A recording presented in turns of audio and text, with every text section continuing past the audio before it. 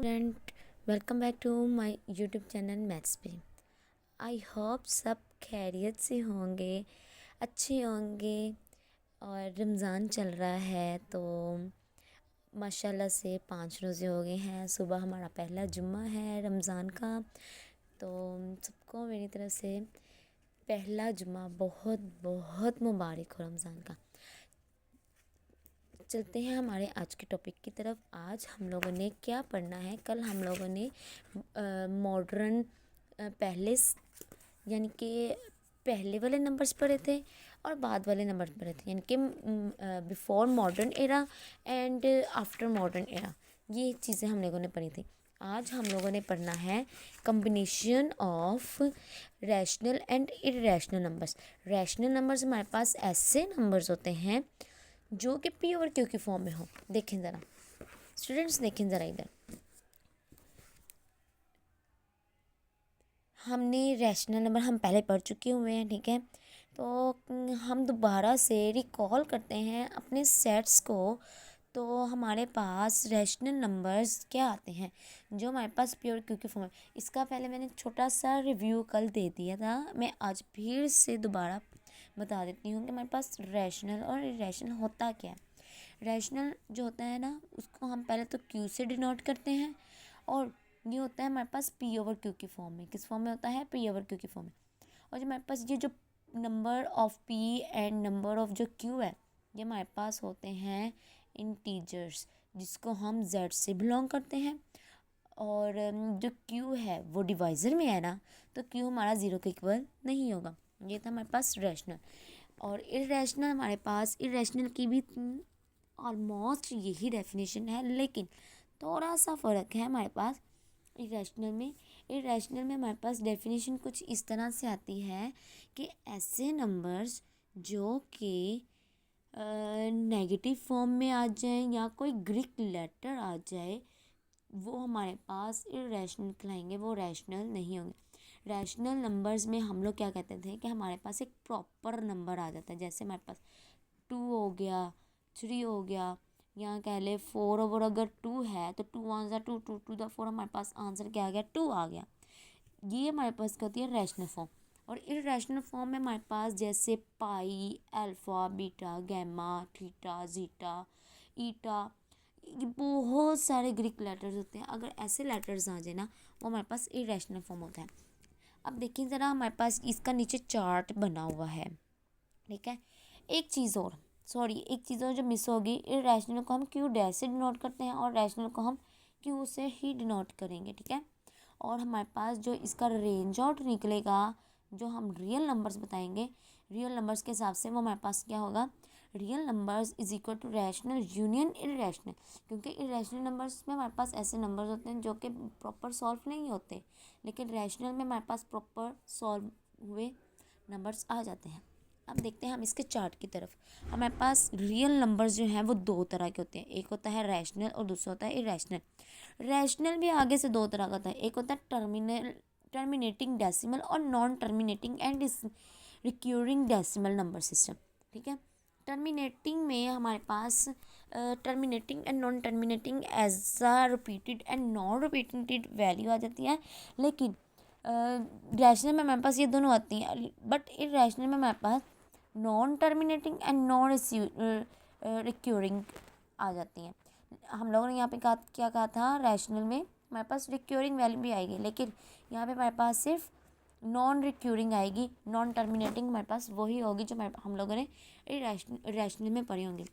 हमारे पास terminating decimals numbers ऐसे नंबर्स होते हैं जिनको डिवाइड करके हमारे पास कोई भी वैल्यू आ जाए। बिल फर्स्ट देख लें, हमारे पास 1/4 है। जब हम लोगों ने इसको डिवाइड किया तो हमारे पास 0.25 आ गया, ठीक है।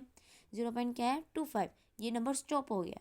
ये हमारे पास इरेशनल नंबर है, प्रॉपर डिवाइड हुआ, डिवाइड होकर हमारे पास नंबर आया। और हमारे पास non repeating non terminating number ऐसा होता है, नॉन रिपीटिंग नहीं कह सकते, non terminating and repeating value 0.333 and so on चलता जा रहा है। ये होता है हमारे पास रिक्यूरिंग एंड नॉन टर्मिनेटिंग। अब हम डेफिनेशन पढ़ लेते हैं इसकी टर्मिनेटिंग की।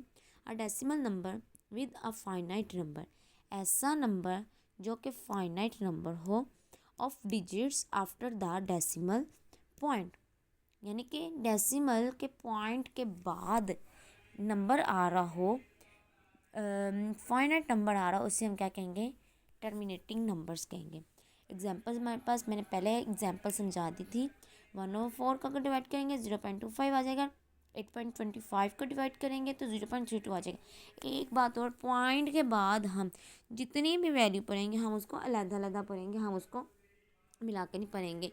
हम लोग उसको ऐसे पढ़ेंगे 0.25 पढ़ेंगे, हम इसको 0.25 नहीं रीड करेंगे।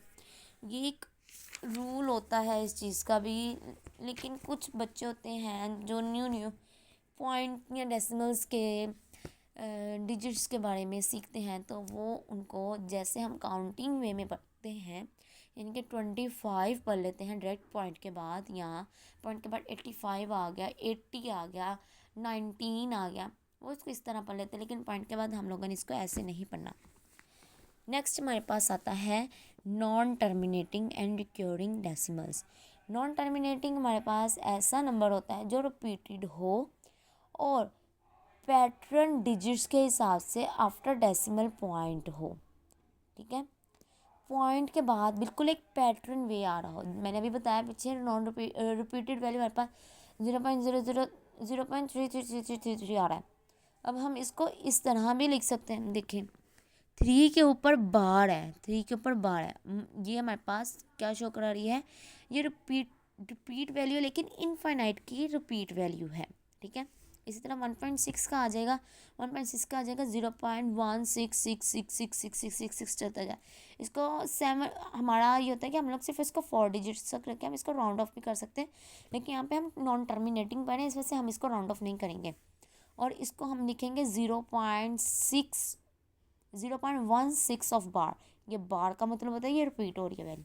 इसी तरह 22/7 का और 4/9 का, ठीक है। हमारे पास इसका ऑब्जेक्ट, ये इसकी डेफिनेशन थी यहाँ से यहाँ तक। The decimal number with an infinite repeating pattern of digits after decimal point are called non repeating and recurring decimal system, decimal number, ठीक है।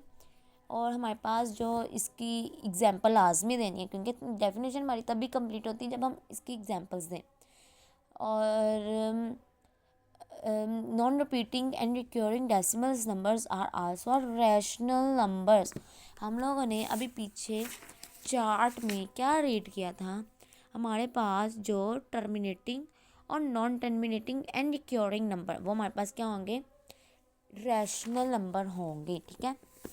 इसी तरह हमारे पास आ जाते हैं डेसिमल रिप्रेजेंट ऑफ इरेशनल। पहले हम लोगों ने रैशनल में पढ़ा था ना, अब हम लोग पढ़ेंगे इरेशनल फॉर्म में, ठीक है।